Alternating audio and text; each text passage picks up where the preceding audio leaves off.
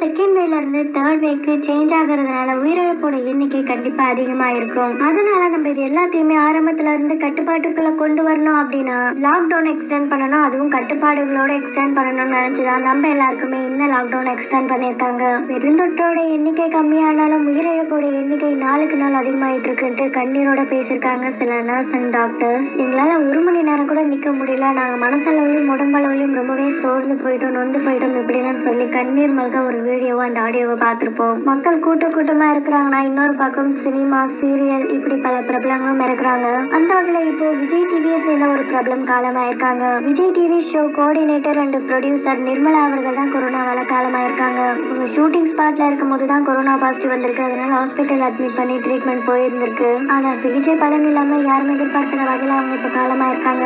இவங்களோட இறப்பு செய்தி இவங்க போட்டோவை ஷேர் பண்ண டிடி ரிப் நிம்மி அப்படின்னு ஹார்ட் ப்ரோக்கனோட சொல்லி ரொம்பவே வருத்தப்பட்டிருக்காங்க. இவங்களை தொடர்ந்து சரண்யா ஒரு எமோஷனல் மெசேஜை கன்வே பண்ணியிருக்காங்க. அவங்களுடைய போட்டோவை ஷேர் பண்ணி என்ன சொல்லியிருக்காங்கன்னா, இன்னும் எத்தனை இழப்பை பார்க்க வேண்டியிருக்கோ தெரியல. விஜய் டிவில ஷோ இந்த மாதிரி ஷூட்டிங் இருக்கு அப்படின்ட்டு உங்ககிட்ட இருந்து கால் வந்தப்பெல்லாம் நான் இக்னோர் பண்ணவே மாட்டேன், இக்னோர் பண்ணவே முடியாது. ஏன்னா அந்த அளவுக்கு ஒரு உரிமையும் அன்பும் இருக்கும் அந்த காலில். ஷூட்டிங் முடிஞ்சு வீட்டுக்கு போனதுக்கு அப்புறம் கூட ஃபோன் பண்ணி என்னம்மா எப்படி இருக்கீங்க, வீட்டுக்கு போய் சேர்ந்துட்டீங்களா அப்படிலாம் எங்களை விசாரிப்பீங்க. இந்த உண்மையான அக்கறை இதுக்கப்புறம் கிடைக்குமான்னு தெரியல. ஏதாச்சும் சாப்பிட்டீங்களான்ட்டு 10 முறை கேட்பீங்க நீங்க. ஆனா ஷூட்டிங் ஸ்பாட்ல நீங்க சரியா சாப்பிட்டதை பார்த்தது கூட இல்ல. நானே பல முறை உங்களுக்கு திணற அட்வைஸ் பண்ணியிருக்கேன். ஆனா அதுக்கெல்லாம் நீங்க சிம்பிளா பார்த்துக்கலாம் பேபி அப்படின்னு சொல்லிட்டு போயிடுவீங்க. இந்த அதிகபட்சமான ரியாக்ஷன் தான் உங்ககிட்ட இருந்து வந்திருக்கே தவிர அதை தாண்டி எதுவுமே பார்த்ததே இல்லை. இப்பவும் அதே தான் சொல்றேன். நிம்மி, நீங்க உங்களுடைய உடம்புல எத்தனை அக்கறையா இருந்திருக்கணும், ஆனா நீங்க எடுத்துக்கல. மிஸ் யூ நிம்மி அப்படின்னு சொல்லி ரொம்பவே வருத்தப்பட்டிருக்காங்க சரண்யா. அவங்க 2 பேர் மட்டும் இல்லாம நிம்மி அவர்கள் கூட யாரெல்லாம் விஜய் டிவில க்ளோஸா இருந்தாங்களோ அவங்க எல்லாருமே ரொம்பவே வருத்தப்பட்டிருக்காங்க.